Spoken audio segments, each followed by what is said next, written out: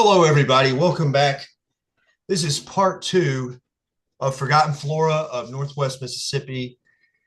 I'm here, Habitat Harry, or just Harry. I'm with Joel Gulledge, my good friend, Songbird, Memphis, Tennessee. And I'm hoping that we can finish this presentation up today. And we've got some cool ideas for the future. So maybe just a quick recap. I know I talked a lot about myself, which was a little bit uncomfortable for me to do. I seem like I'm doing that all the time. Joel shared some really cool stuff just about our background. And now we're getting into where are the native plants in the wild around Northwest Mississippi and Southwest Tennessee. Joel and I use them in landscapes. Where are they when you walk outside and start looking around? That's what we want to find out. So we're going over Lust Soils right now, which happens to be Lust Plains is our ecoregion. Joel and I both live in this ecoregion. He lives in Southwest Tennessee. I live in Northwest Mississippi. And this is the description of the soil. Many of you, if you live in the area or other parts of the country and world, have lust soils, but yellow soils from formed during the Pleistocene Ice Age. If you notice, this picture is a really good example. So, and then for our region specifically, transported by wind, deposited along the eastern bluffs of the Mississippi River. And there's also Crowley's Ridge in Arkansas and then up to Missouri, which is cool. It's a formation on the western side. And what's cool is that like we share, because of these geological and geographic characteristics, we share many of the same plant communities. Joey, got anything to add to that? Yep. Nope. That's good. Cool. Well, let's keep going. So this is cool. Did you know bison once roamed the grasslands, cane brakes, and woodlands of the Lust Plains? North Mississippi and West Tennessee are historic hunting grounds of the Chickasaw people. And I heard this for the first time from Jared Gorell with Southeastern Grasslands Institute. We were looking at a prairie in Fayette County, Tennessee, a prairie remnant that's actually pictured right here. And he said, oh, yeah, this is hunting grounds for the Chickasaw. And I thought, wow. So I think about stuff like red wolves, blackbirds, the eastern panther, black bear, red wolves, eastern panther, elk, bison. You know, who knows how they would have transformed our natural landscapes. Writing in 1708, Thomas Nairn, I'm probably saying that wrong. Sorry if I am. English trader mentions Chickasaw Indians, main villages in present-day Tupelo and Pontotoc. I've read that as well, too. Wearing buffalo robes and hunting buffalo during a trading journey to Charleston, South Carolina. This account mentions seeing boof, probably saying that wrong. I'm thinking that's the French word for buffalo in what is now Northwest Mississippi. And that's from All About Bison, which has references on that website, but you can read a lot of cool stuff about bison east of the Mississippi River, as well as there's a new podcast through, I can't think of the name. I'll put it in the description, but there's a podcast with an episode. There's a podcast with an episode about bison east of the Mississippi River. From Lake Pickle is the gentleman's name. Great podcast. But anyway, moving on. This is a quote from E.O. Wilson. Around the world, grasslands, savannas, and dry tropical forests are the most rapidly disappearing major habitats. They're lost due chiefly to the ease with which they are converted into agricultural fields and rangelands. Joel, don't you see that all the time? I see that all the time here. Yep. The American South is no exception. Longleaf pine savanna, which once covered 60% of the South, has been almost entirely cut over for timber extraction. Fortunately, the ground flora, where not replaced by cultivation, including tree farms, is for the most part intact. To understand, cherish, and preserve the great natural heritage of the southern grassland biome should be a priority goal in America's environmental movement. Reed Noss's book provides a valuable map to that end. E.O. Wilson, Harvard University. That is in the forward to Forgotten Grasslands of the South. And actually, I got it sitting here, so I'm going to show it. Y'all get a copy of that book. And I promise you, I'm not just a grasslands guy. This goes for all ecosystems. Though I love grasslands, I mean, you can find little wild remnants all over, whether that be bottomland hardwood forest, mesic forests, all these really cool ecosystems that just exist in the South that would have made up the natural landscape. Just extremely beautiful. This is an oak savanna in Hernando, Mississippi. This is a family friend of mine's property. I've got a friend, John Keys, who I walked around on this property with, um, who said that, classified these trees as being here since the time that Europeans settled. So many of them had the tops blown out. There's red oak, post oak, and some large blackjack oak here. But I thought this was super cool. So we were talking about my journey. Joel, when did you really start looking at plants occurring naturally? Because that's what I'm about to go over for myself. Like moving from landscape to, hey, what's actually around here, and getting really into that. Yeah, really, it's just been little by little over time through my experience gardening and garden design and looking into native plants. So. Awesome. I think this will go over July 2022. I remember being pretty transformative. I started paying more attention to roadsides, power lines, old pastures. I remember the first site that really had a profound impact on me, which I'm going to show now. And at this time, I really do need to mention Nate Vinarski, because I was getting into iNaturalist. I was uploading a combination of wild plants and plants I was seeing in the landscape because I didn't understand the app and I thought it was an identification tool. And he would comment planted question mark, and it would irritate me. And I'd say, why does that matter if it's planted? Just tell me what it is, And, this was probably around this time, like 2020 through 22.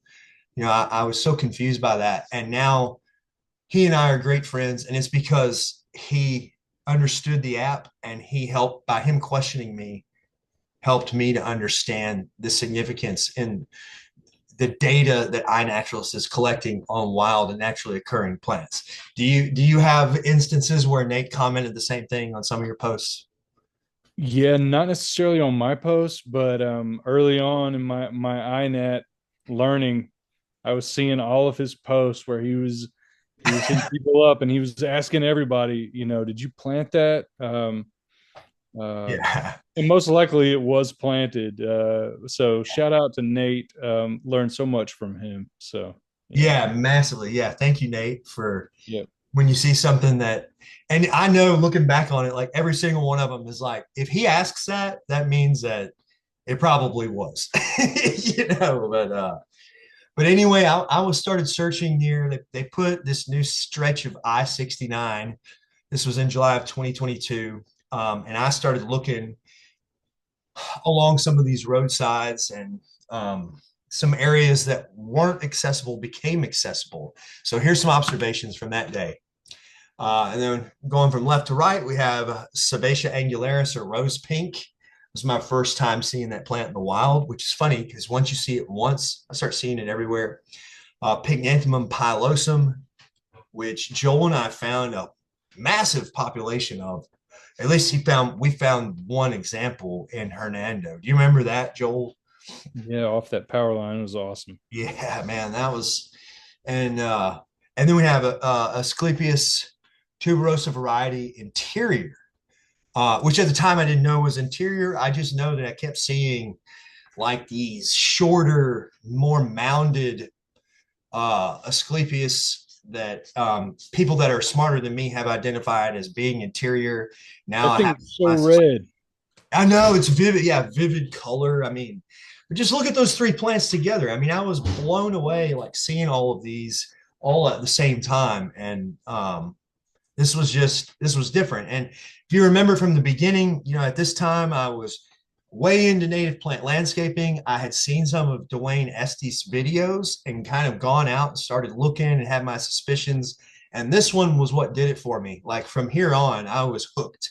I uploaded them and I was like, wow, this is This is so cool. These are the plants I want to use, and I couldn't find any of these in a nursery.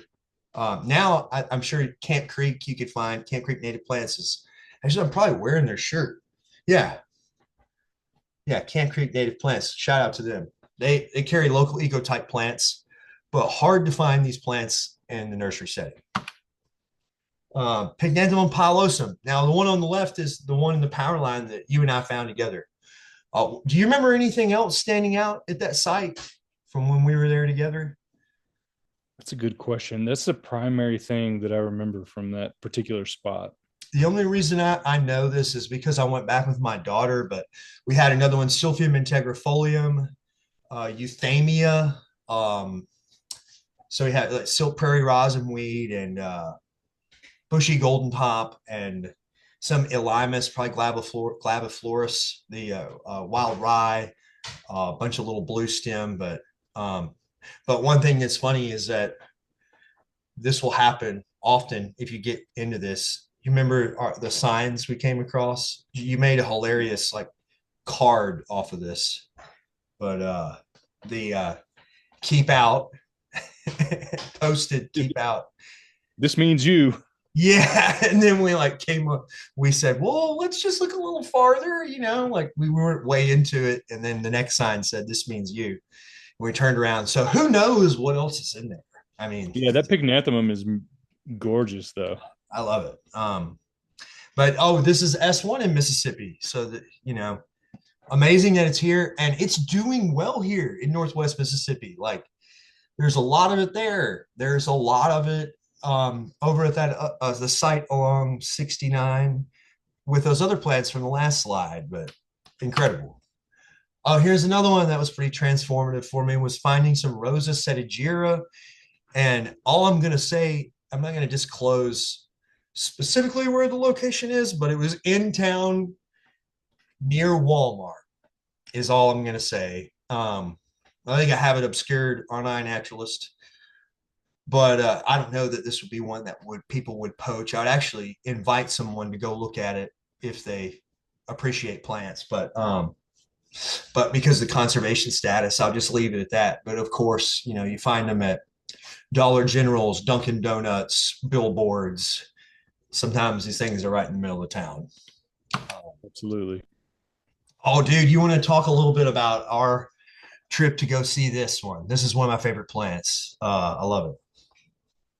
Yeah, I would just say, for me, planting with Amazonia, I first fell in love with it with Hubrichtii and then started with Tabernet Montana. And then I saw you were finding this down in Mississippi and was blown away. I had to see it. So yeah. Yeah, we had a good day walking around. This is an early bloomer in April, and I think it was like a couple years ago I first saw it, and I was calling it Tabernet Montana, and then the first person to really point out that this was salicifolia, I sent a photo to John Keys, and he said probably salicifolia question mark, and then later on we determined.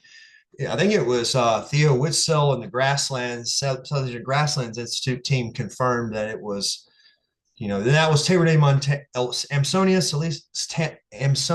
Tabernet Montana variety salicifolia. Now, I think most are just calling it Amsonia salicifolia. I'm giving it my own common name, Coldwater Blue Star.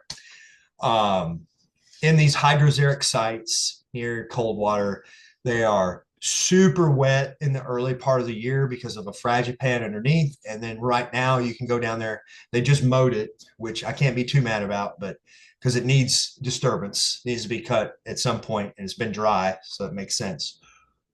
But there was a ton of little blue stem and some other species we'll look at coming up.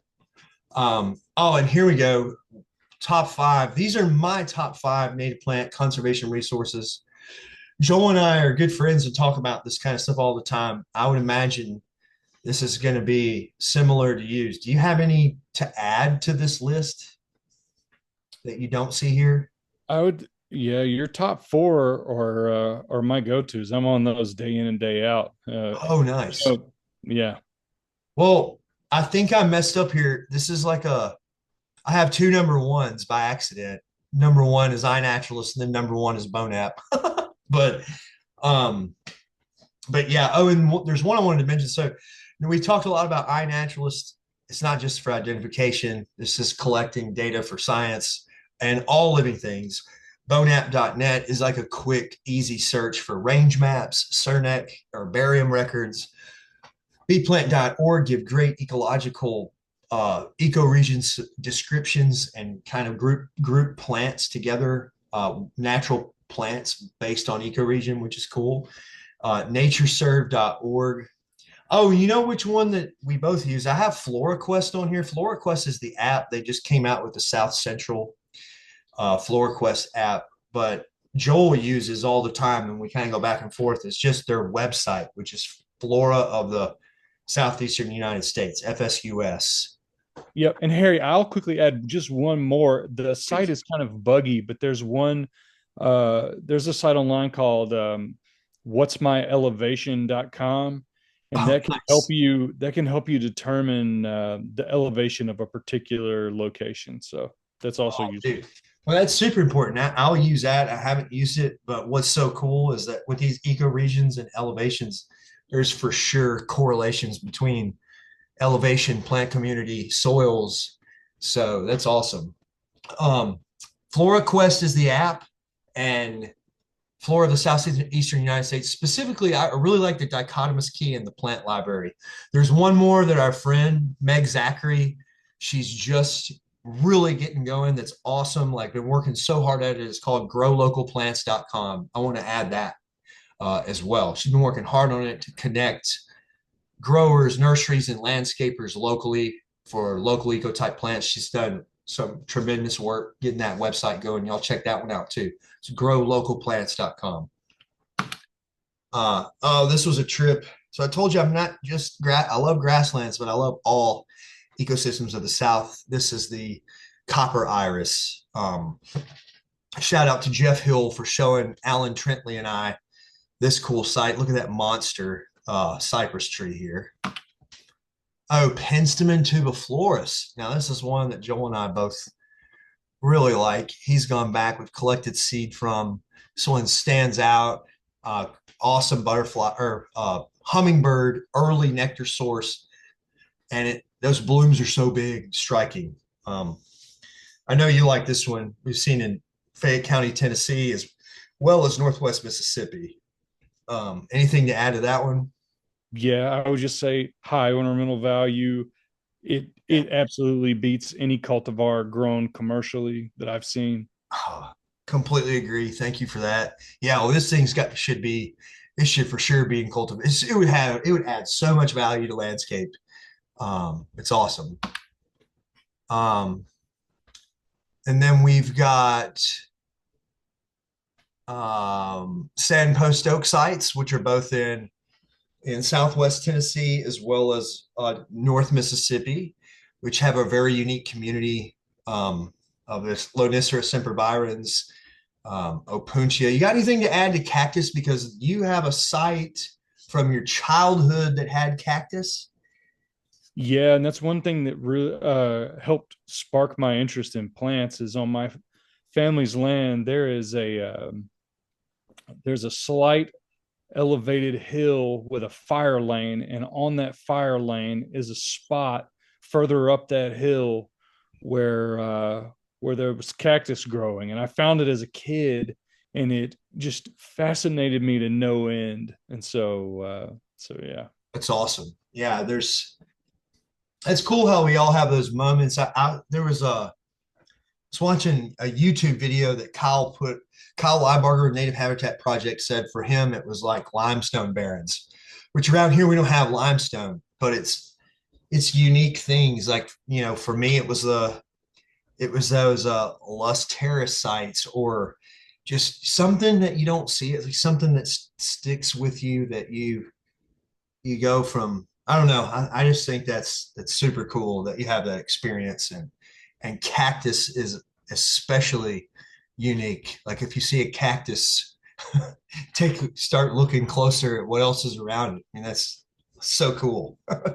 Absolutely. Um, oh, and then I got the sand post oak tree, which this far north, just very telling about natural history and geology, where coastlines once were. If you got these coastal species that are finding their way up here. Ah, here we go. This is my favorite flower of all time. Joel, do you mind going first? Just saying what your thoughts are on this one. Yeah, this is growing right off the interstate in Hernando where my grandparents lived, and so this spot is in particularly special to me. I love this plant, high ornamental value.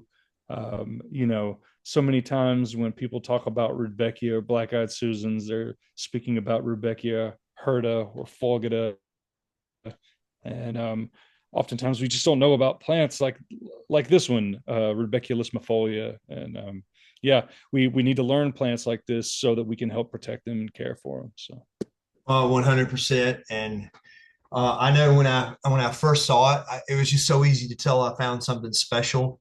We have a lot of Rudbeckia hirta around here. In the black belt, there's Rudbeckia tardigrade, which is black belt, black-eyed Susan. And then when you get east of here, we have Rudbeckia fulgida, which the straight species is beautiful. But if you go into a nursery, you're probably going to find that gold stem Rudbeckia fulgida cultivar, which is just kind of miles away from what really grows here. And what's crazy to me is what really grows here is just so much more stunning to me. Not that that's not the fulgida or even the cultivar is not a pretty plant, but this one just kind of, the ones that are growing naturally are just special to me. And then I called this one when I first saw it just because that's what iNaturalist suggested was Rudbeckia grandiflora.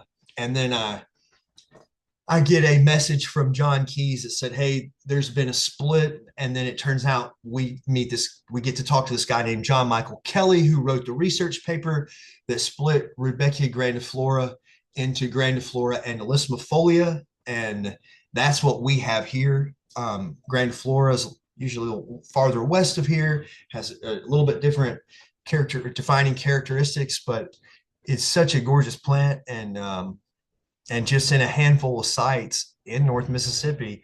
Then when you jump over the Mississippi River in Arkansas, Louisiana, and even in Texas, it starts really picking up and popping up all over the place.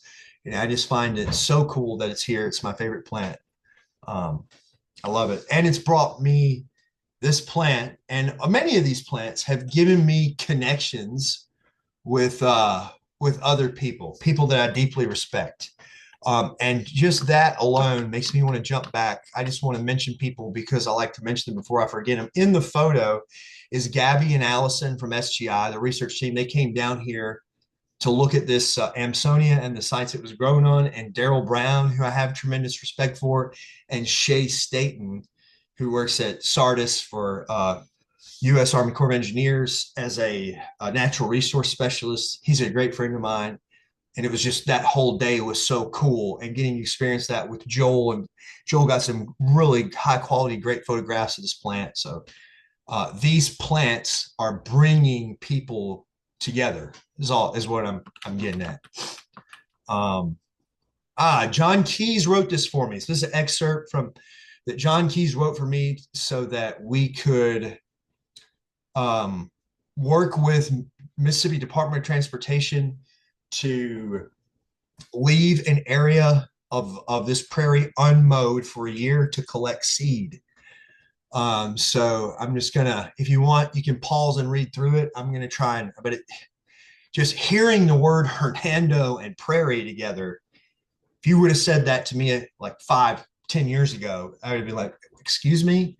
And now the understanding I have, thanks to these people that are really doing some great research, so grateful for it. And it just makes my home more special. And these lush prairies are not just in Hernando. These are lush prairies in Southwest Tennessee, West Tennessee, Northwest Mississippi, all the way down to Jackson. and probably south of there in the Southern Plains ecoregion. And a lot of them are on the western side of the Mississippi River too. All of them, different compositions, and all these communities are going to have their differences. But I know that John Keyes and John Michael Kelly and even us, we've been trying to just kind of find more out about them as time goes on. They're very interesting. Here it is. This is Joel's photo. Joel, I'm talking a lot. Do you want to talk about this spot? Because this is your photo. This was a great day. Yeah, we went out. Excuse me. We went out this day to check on Packer adubia, which is growing out there, as well as some Tradescantia, and also to look at the Rudbeckia lismifolia that's growing right there on the side of the interstate. And to set foot into even a small site like this is to just be completely surrounded by beauty, and my heart just explodes with happiness being in a place like this. And so it's so important that we protect these places. And yeah, I completely agree. There's no one large congruent piece of these, whether they be hydroxeric flatwoods, prairie, some kind of combination of the two, but these, kind of more open habitats that are hydroxeric is what I'll say. There's just, there's little pieces. There's this little piece, there's that little piece, but here we just have some of the community. Joel was the one that found Pycnanthemum muticum over here by the interstate as well. And I've gone back since then, Joel, that this year, that site has like quadrupled in size because they did some forestry mulching right there that allowed some sunlight in. It was crazy to see it like wake up just from some disturbance over there, but love all these yeah. plants. And I made my way over there because I was looking for more of the Rudbeckia lismifolia, and then to see Pycnanthemum muticum in that spot, it was such a surprise. So, oh, a great surprise. And then I've tried to put these conservation status S3 in Mississippi. I mean, the Packer adubia is S1. Like, these are cool plants and they all belong together. They're just kind of in all these different pieces all around. Let's see. And then this is just something showing I like to make these lists because one day I'm afraid we might not have any more. So while we have these little sites, I like to put these lists together and I work hard on them and work on them all the time. They're not any kind of formal research. One day it'd be nice to turn them into that, but I just try to document what species are in some of these sites. These are more species from hydroxeric sites. We have one of them is swamp privet forestiera cuminata. We have hibiscus lysocarpos. Here we have Silphium integrifolium, Illinois bundleflower, Apios americana, Lythrum elatum or Lythrum. This is a southern variety that I'm blanking on right now. Lanceolatum. Lanceolatum will probably lanceolate leaf. Frog fruit, Clematis crispa. I thought this wisteria was beautiful and it's called Mississippi wisteria. It's like variety macrostachya. And then the Rexia is for sure a huge component. We did see this bristle thistle with Amsonia also. Thought that was so cool to look at that pink and blue going off together. You remember that, Joel? It was like awesome. But all these are in sites together. They belong together. I'm getting into grasses now. So Tripsacum dactyloides, eastern gamma grass, gamma, potato, eastern gamma grass. And what we got female and male flowers here, and just look, that grass is just, I don't know, it's striking, beautiful grass part of this community. And then even more grasses, Erianthus. One of them that's kind of goes under the radar is this Paspalum floridanum, Florida paspalum. It's a vivid blue color. These are more within the community. Oh, Dicanthelium scoparium velvet panicum is another that I see pretty frequently. And we do have a little blue stem in here as well. I don't have it in the photo, but and that little blue stem is in the upland and in the hydroxeric sites. I'm kind of making a shift into dry sites now. We got more Indian grass. Occasionally, we'll see Aristida and sandy sites, Eragrossus spectabilis. There's also an Eragrossus hirsutus in these wet sites, which is a like a big top love grass is what it's called. And this photo here is one of Joel's photos of a little blue stem that I thought was just really striking. Um, Yeah, Harry, I had a question for you. In the Hernando area, do you ever see what was Andropogon ternarius, now Antheraum ternarium? What was I do not, but it, I feel it's like I could considered ask. less plains, but Yeah, I feel like I could. That's one that I need to keep my eyes peeled more. Now I know we see it getting into those northern hilly Gulf coastal plains when the soils turn red. We just got back from a site, where we both saw some of it, but I think it could be hiding, and some probably in those drier, less plain sites like we're looking at right now. I don't think I have a record of it. I would love to see it, but I don't think I have a an observation uploaded or anything like that. But that's a beautiful grass. Um, oh, Trident strictus. That's a cool one that we see. Panicum brigatum. Andropogon gerardii. Joel, you remember that site in the Bluff Hills? You want to yeah, elaborate a little bit on that? That was amazing. yeah, we were just cruising along, looking for other things, and all of a sudden we came upon Andropogon gerardii, our big blue stem, just Yeah. hanging out in a swath of it for sure. Yeah, that was cool. We just don't see it very much here. And I think it was even cooler because we were in like hilly terrain of the Bluff Hills, like this, what is, thought to be mesic forest, and mostly is a ton of ephemerals, a bunch of beech trees and oaks and hickories and tulip poplars, and then there was this big clearing with all these grasses and asters, and that big blue stem was like, I don't know, it was beautiful. Got some great photos of that too. Um, River Cane. Oh, this is pretty cool. So this is I go to the library occasionally and look. This is they were talking about hiding their cattle from Union soldiers. This is for a book called about Love Station, Mississippi, near Coldwater. So they were talking about hiding their cattle in the cane breaks of the Coldwater River. So it gives you an idea of how large these cane breaks were at one time. And I'm going to just scroll through the last of these. Are on limited time, and I'd like to move on. And I think we're kind of getting the point. But common milkweed. Here's some beautiful examples of forests in the Lush Plains, and species list. Just documenting. Now we're getting into forests and documenting some of the forests. But a lot of these were just thought not to be here. Oh, this is Hudsonville, Mississippi, which is extremely diverse, unbelievable. And then I'm going to just go into a little bit of how to, one second, how to incorporate all this into your garden. And I'll let people pause here if they want to see how I give some suggestions. I'm sure you'd have some good ones too. And just about being intentional, incorporating these plants in the garden where normal people that aren't obsessive like me, that are walking about through day-to-day life, will understand that it's meant to be there and not wild and messy. And Joel does a great job about that in his design.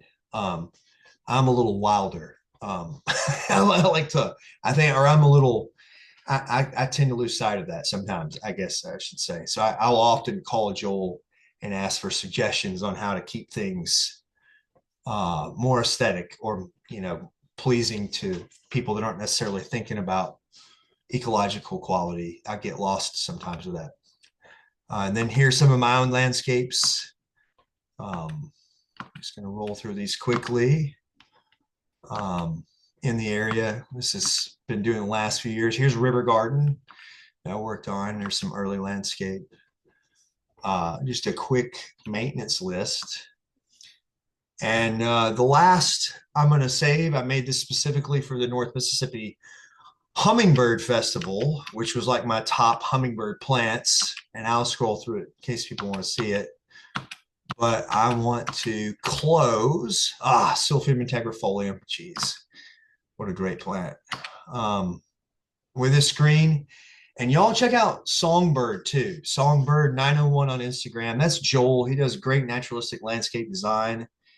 And I'm looking forward to what we can do. We're going to try to keep this consistent on Fridays. Hopefully, invite guests. And I want to keep doing more of these. Joel, anything you want to add before we close out?